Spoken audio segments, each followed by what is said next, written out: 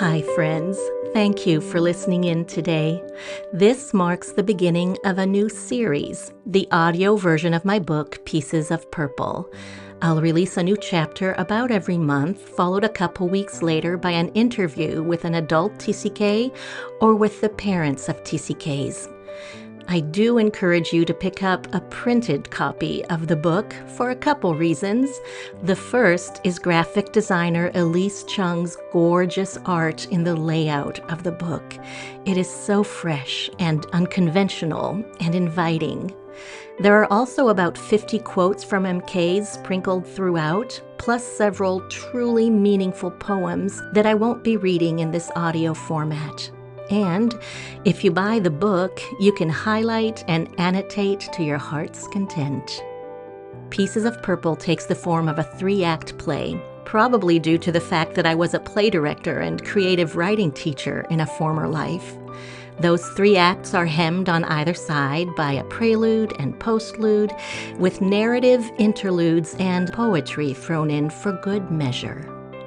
There's a QR code at the end of each chapter that'll take you to the Points to Ponder page on my website, where you'll find a series of questions related to each chapter, tailored for further introspection by both TCKs and TCK parents. I'll link to that page and to the book's purchase page in the show notes. For this very first episode in this format, I'll be reading both the Prelude and Chapter One. I am so glad that you're along for this ride. Welcome to Pieces of Purple, the audio version.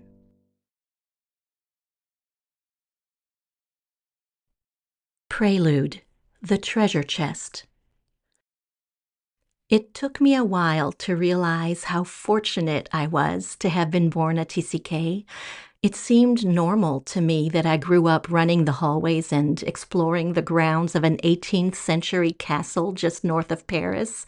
It housed the European Bible Institute, where my parents taught music.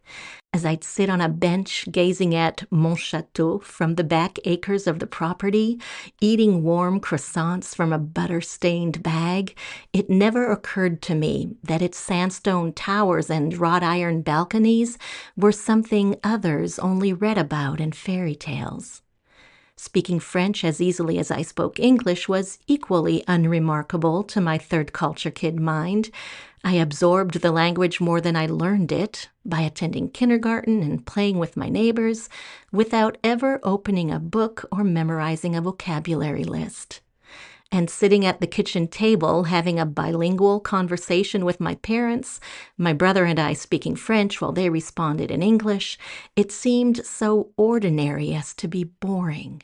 I remember complaining that we got to travel just for fun. Do we have to go to England again?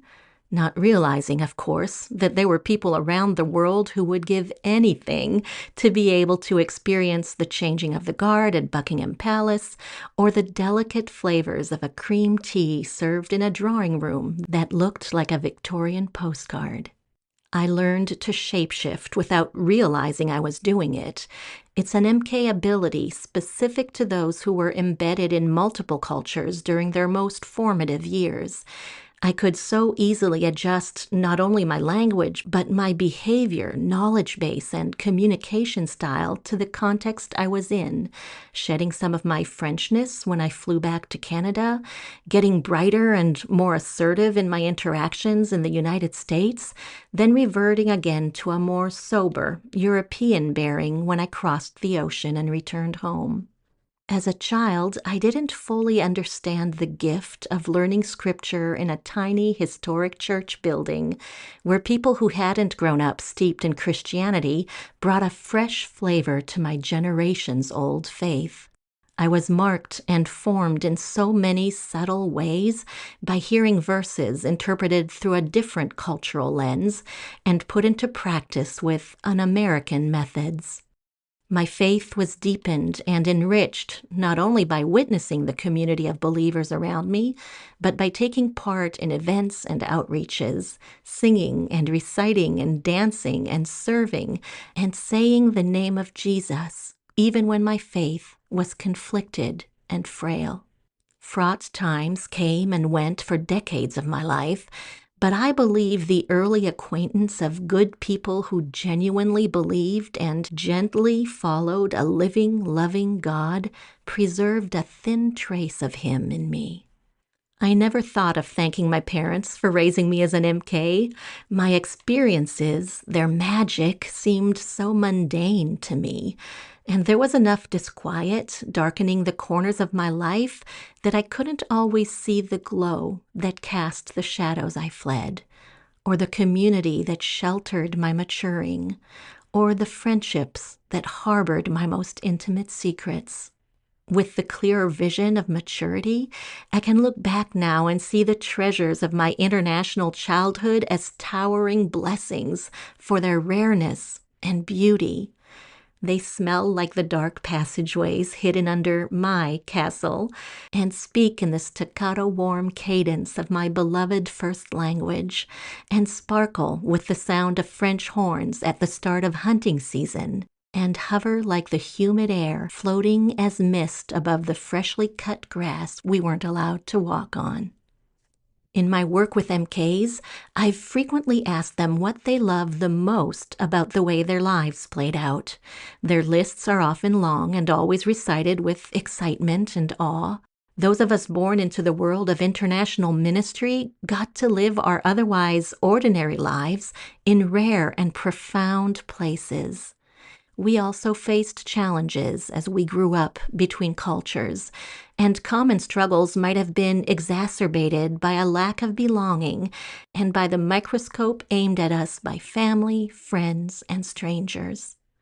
The trauma some of us experienced took its toll and may still require intervention. This is why I so profoundly believe in the importance of digging into the hard, exploring it, making sense of it, and seeking healing from it, so we can bask in the equally real wonderful of growing up as we did. If stressors, dangers, and blind spots can be identified and managed early and regularly, MKs can flourish and not languish. They can thrive and not wither. They can live in deep gratitude for all they've been gifted and be able to discern in retrospect their incremental growth, nourished and sturdied by the challenges they overcame. A vast majority of us love being TCKs. In an informal survey of 1,200 MKs I conducted just a few years ago, 60% said that they wouldn't give it up for the world, and another 30% said that their experience was positive. That's 90% who count being MKs a blessing, despite the hiccups and hurdles that might have added challenge to their journeys. It is so valuable for global nomads like me to inventory the priceless experiences packed away in our well-traveled existential suitcases, to remember the luminous and the lasting, the unquantifiable, the irreplaceable, the spirit-nourishing and heart-expanding. Even as life throws its wrenches at us, as we endure and address the challenges unique to our community, carving out the space to also itemize the beautiful and indescribable that came along with what was hard can be a stability-preserving practice. These are the ruminations that sublimate our memories into life-shaping awe. This is the healthy nostalgia that strengthens our courage and replenishes our reserves of joy. This is the narrow path between shadow and light that holds fearless exploration and hope. Being an MK is a precious treasure chest where the gold glitters and the loss lingers. May we tune our eyes and hearts to the shimmering, even as we turn our empathy and care to the aching. Only in acknowledging and nurturing both will we find wholeness and, in God's goodness, healing. Act 1, Chapter 1, Purple People. There's a small church in Lansing, Michigan, that still had one of my family's black and white prayer cards on display when I visited it a few years ago. I stood in front of the missionary bulletin board as an adult and took in the perfectly curated picture taken when I was maybe 4 or 5 years old. The matching clothes, the just combed and probably spit-smoothed hair, the postures, the head tilts and stacked hands just so. And me, bottom right, in pigtails and bows, smiling squinty-eyed and scrunched-up-nosed into the camera lens. You're either an MK or a Kardashian if your family takes glamour shots every couple of years, then sends them to every relative, friend, and stranger on your mailing list. Taking a step back, it feels like a bit of an odd practice. Yet those prayer cards are often the only tangible thing that connects churches and ministry partners to families serving overseas. For many, it's also all they know of us. MKs understand the assignment. We put on our ironed clothes and smile on cue, knowing deep down that this photo that will soon find its place on fridges and missionary displays only depicts the prettier aspect of the messy reality of our lived experience. We don't renounce the good. We actually love it. We know there are so many strengths we derive from the decision our families made to serve and raise us overseas. We're world aware. We haven't just learned about places around the globe. We've experienced them with all of our senses. They aren't merely a point on a map. They're a collection of sights, sounds, aromas, savors, textures, traditions, rhythms of life, and myriad other elements that have to be lived to be fully measured. We're adaptable. We have an innate sense of context that few others possess. Whether we're walking into a room full of strangers or flying into a country where we're the outsiders, we have an uncanny ability to sit back and observe, to figure out the dynamics and social norms around us, and to find a way to pretzel our identities into a version of ourselves that can mostly fit in. We're open-minded. We have first-hand experience of different ways of doing things, of believing, experiencing, and creating things too. Whether it be art, philosophy, ethics, life strategies, or practical approaches to everyday tasks, we know that the proverbial cat can indeed be skinned multiple ways. Our prayer card smiles can be a testament to the wonderful we've lived, but they don't express the entirety of our stories. I was going through old, faded slides a while back when I came across a picture that didn't make the cut after one of our Phoenix family's photo shoots. My brother, Kip, maybe 4 years old at the time, sat on a bright yellow tractor, his feet on the pedals, and toddler me sat in the red trailer behind him. He was smiling the standard say cheese smile in the fleeting moment immortalized on celluloid, and I was falling backward, chubby legs in the air, right over the open end of the trailer and onto the ground. It's no wonder the picture didn't make the cut, yet it seems to me that the outtake may be an equally salient illustration of the life of MKs as the pristine prayer card in that church back in Lansing. The two photos represent it all, those days when we're smiling, feet on the pedals, loving the ride, and those days when predictability feels scarce and circumstances overwhelm our equilibrium. Because of this dual reality, it is essential that people who love MKs do the work to try and envision their lives from their perspective. The common approach of just trying to put ourselves in their shoes is ineffective, mostly because the ourselves we're trying to squeeze into their well-worn nomads' boots is fully formed and so different from who they are at their core.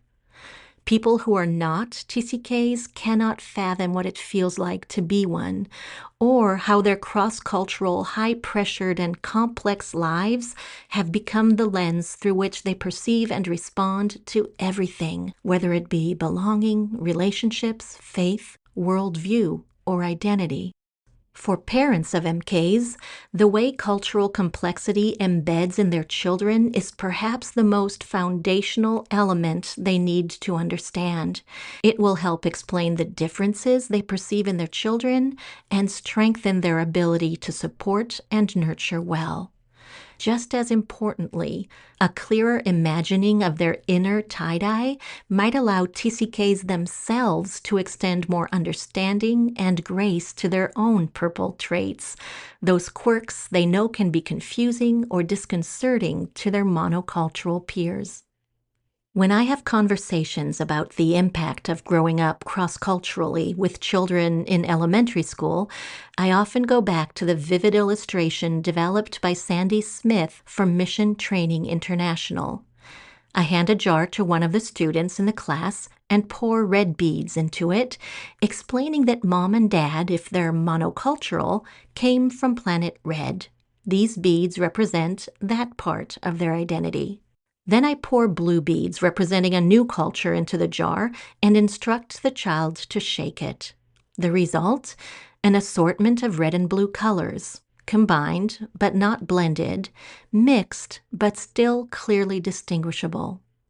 This is the way parents who grow up in one culture before moving to another experience their internal mix of planets. Because they were so grounded in a single place and way of life during their formative years, their understanding of that location and of their relationship to it is secure.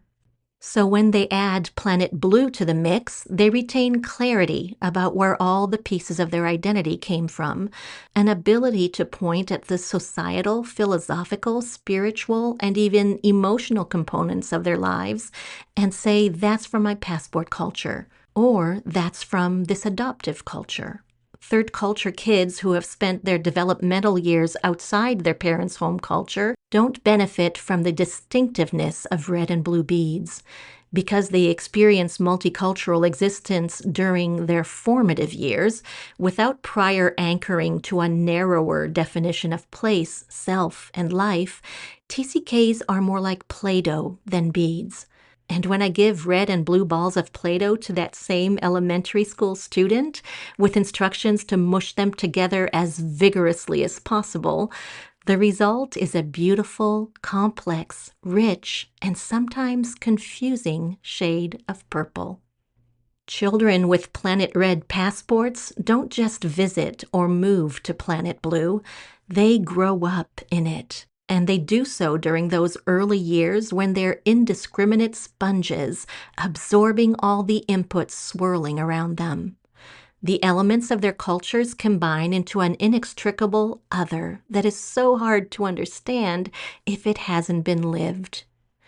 This may cause them to do, say, or think things that are perceived as weird or inappropriate by people whose bead perspectives prevent them from understanding the rich confusion of purple Play-Doh.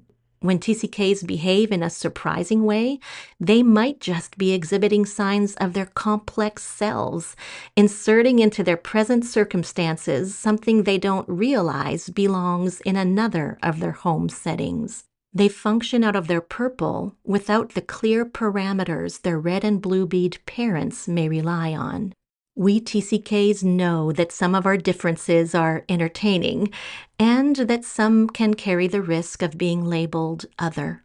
Depending on the planets embedded in our purple, some of us might point with our lips instead of our fingers. We may never handle food with our left hand.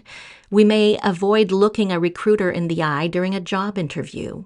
We might try on clothes in the middle of a store when there's a changing room nearby. We might even try to hand money to the officer who pulled us over for speeding, not realizing what kind of trouble will ensue. Because one piece of our purple comes from a place where bribery of law enforcement is expected and common. Global nomads may not know until we see the reactions of people around us how embarrassing or indicting our faux pas might appear in a more well-defined setting. It's not that we're trying to be different, we're simply being another culture's definition of normal. In order for MKs to thrive despite their differences and for their caregivers to adequately protect and equip them, both groups need to understand the powerful but bridgeable challenges posed by the beads versus Play-Doh divide. It forms a core pillar of TCK identity and, when acknowledged, can give MKs a clearer explanation for some of their uniqueness and offer those in relationship with them key information to support and love them well.